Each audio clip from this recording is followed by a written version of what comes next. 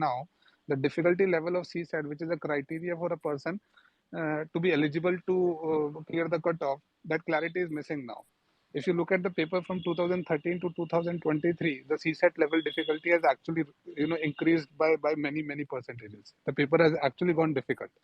Had it been the other way around, that CSAT score was counted in the final score, then if they make it difficult, then it's completely fine. But since it is only qualifying means that you should have bare minimum skills in this section or this paper so that you are eligible for the So final paper, let's which is going to be Jitin. selected. Okay, I think we have understood your point, and I think you have made it very amply clear that nobody is sitting over there to make it tougher for Jitin and not tougher for Amar. So I think let's hear from Sudeep, who I see is actually probably the core faculty in a coaching institute.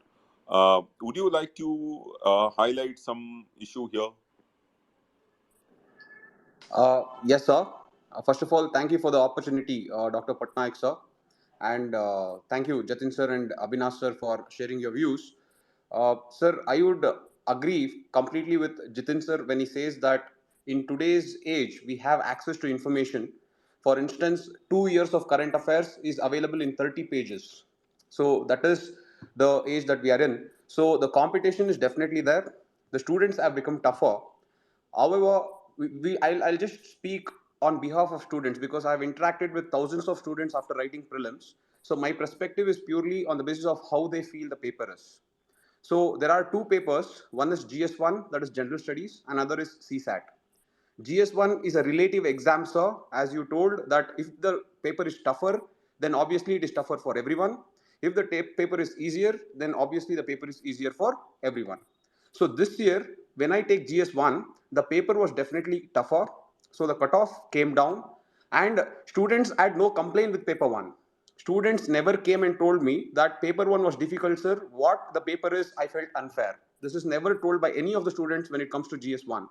But what we felt was when students came after their CSAT exam and when we interacted with them, they were very disappointed and they were very hurt. Now, we have been facing the same aspect in the last 3 years. This has been happening only in the last 3 years. I will give you a very good instance of why this is happening. If you take the last year, we usually, after the exam gets over, we try to create a solution copy. So what we do is we all sit together, take Google and try to search for solutions. So in the last year, even with all the Google with our disposal, we were not able to find answers for 5 comprehension questions. So I'm just telling you the subjectivity in framing the questions in CSAT when it comes to comprehension. The second is, sir, this time when you take the CSAT paper, the CSAT paper is, when you take the mathematics part of CSAT paper, I felt, or most of the students who complained, after that even we tried to solve it, we felt that it is unfair on asking the students to solve that questions in that particular time frame. When you sit at home and try to solve it with all the time and luxury that you have, you may feel that the problem is not that difficult. But when you put time as a constraint and try to solve the problem, definitely these problems are actually very difficult. So I do feel that CSAT was not fair on the part of students. And what I would plead to you in the parliament is, I'm not telling UPSC should bring down the standards of excellence. I'm only telling that UPSC should set the standards of excellence and make it explicit to the students so that the students' expectation should match with what demands of the UPSC is. What happens is in the syllabus copy is one not specific, it is not explicit.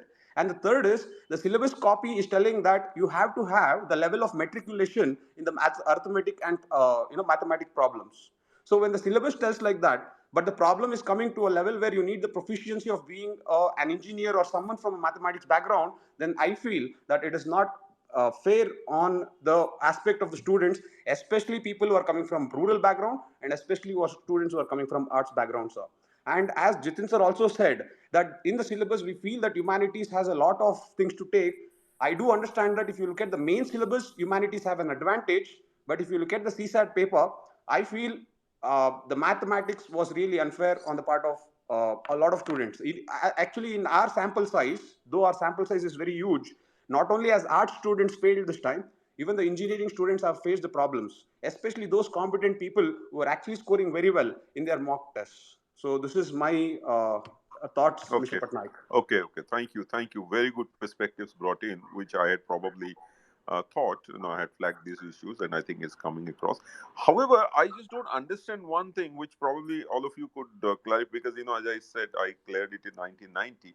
So now the 1989. So now the point here is they know what is the total number of people that they have to select for the mains, which is around 10,000.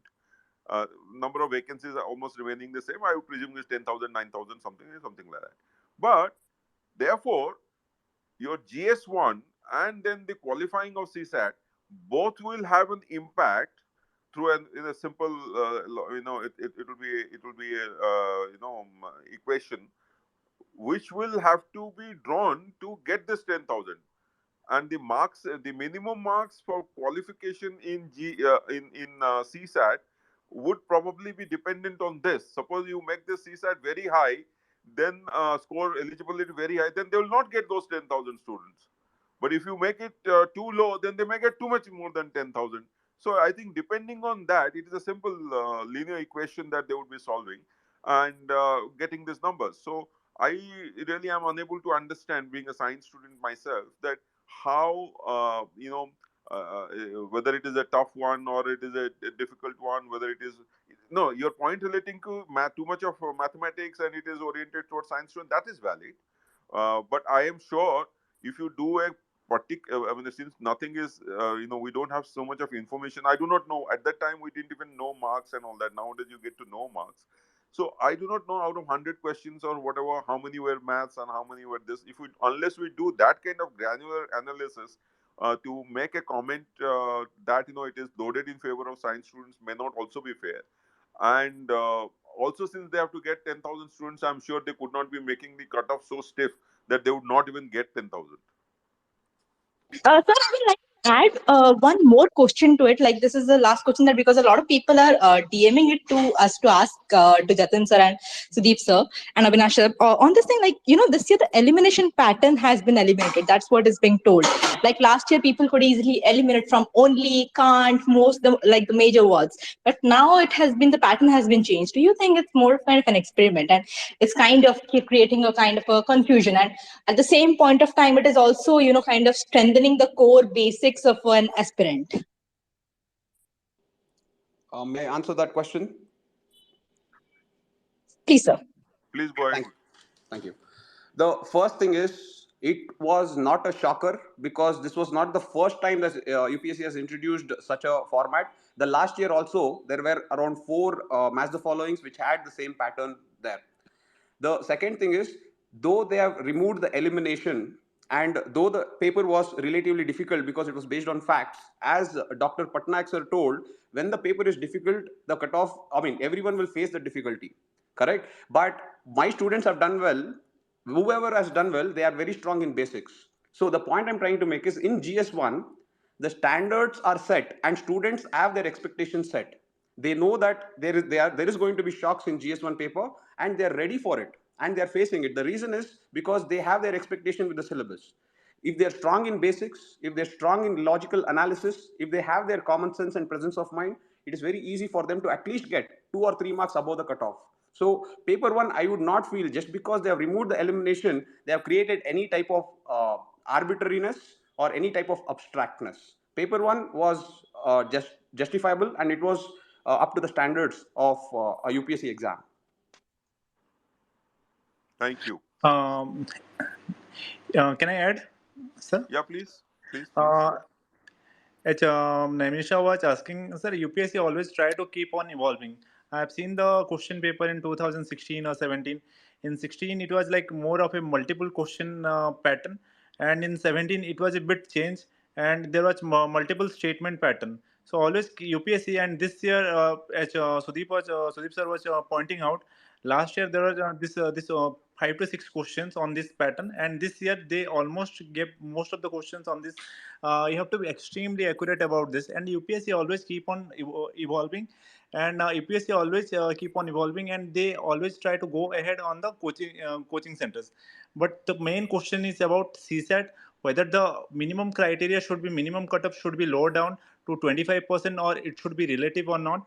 Then second one is about the data. We don't have the data from how many people are appearing in the exam from science background and arts background, and how many are qualifying in prelims examination.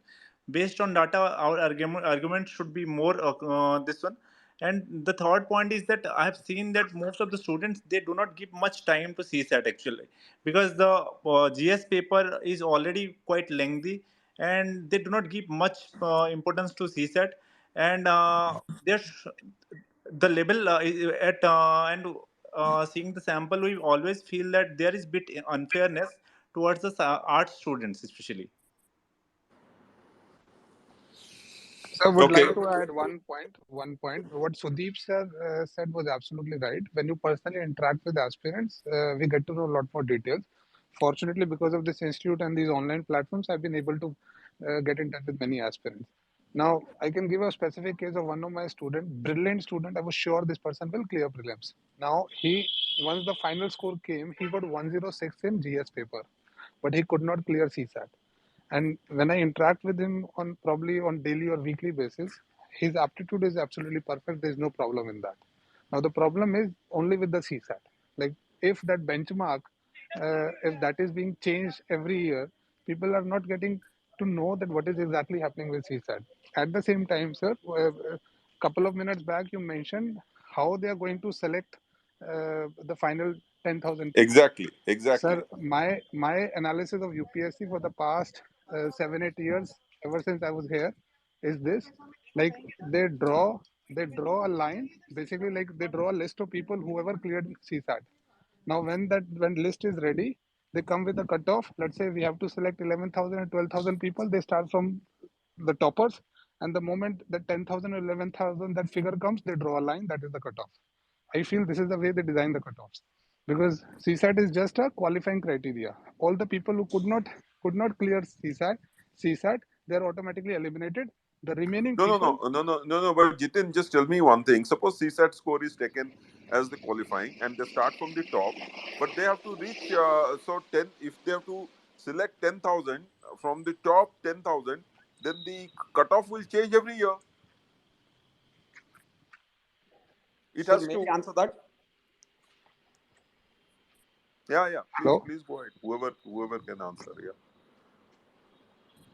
Sir, I get your point, sir. What you're trying to tell is, if you take from top and if you increase the CSAT difficulty, then you will not get the entire sample size of 10,000 itself who are going to be Hmm. selected to write mains. Correct? Exact. Hmm. Yes. Sir, what is happening is, in the sample size of total people who write prelims, there will always be a sample size of around 15 to 20,000 people who will be good in maths, who will obviously be able to clear CSAT even without any type of preparation. Now, what happens is, this is reflected on the cutoff, the overall cutoff. If you see in the last 4 to 5 years, the cutoff actually is coming down. In 2019, it was 98. In 2018, it came back to 90s. Then last year, it was 88. And this time also, I'm pretty sure it will be less than 85. So why is the general cutoff coming down? The general cutoff is coming down because people who are performing very well in GS1 are getting easily eliminated, and whoever are scoring good in CSAT without any preparation in GS1 are getting inside. So they are getting into the cutoff list, and hence that cutoff is overall coming down.